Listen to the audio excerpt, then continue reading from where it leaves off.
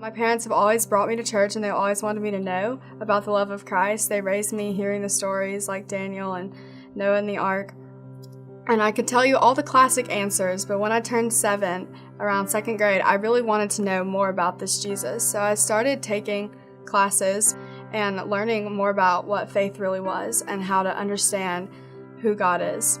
So my faith didn't stop there. When I was in 3rd grade, I became to know even more. I continued growing and I continued learning. And then I just felt like I wasn't deep enough in my faith, maybe you could say. And so I wanted to know more, and I continued asking questions, and I learned so many more things about how good Christ is to us.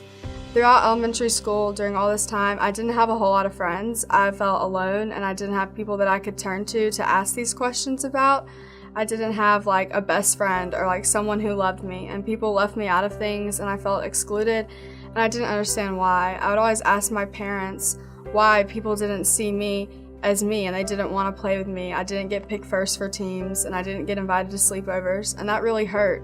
And it still hurts now when people don't include me, but I've learned how to cope with it.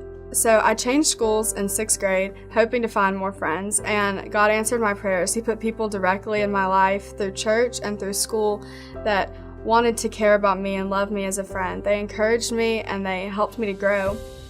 They would tell me that I should come to church so that I could have fellowship with friends and learn more about Christ. That's really when everything changed. Yes, I accepted Christ when I was 7, but 7th grade was the year where everything turned.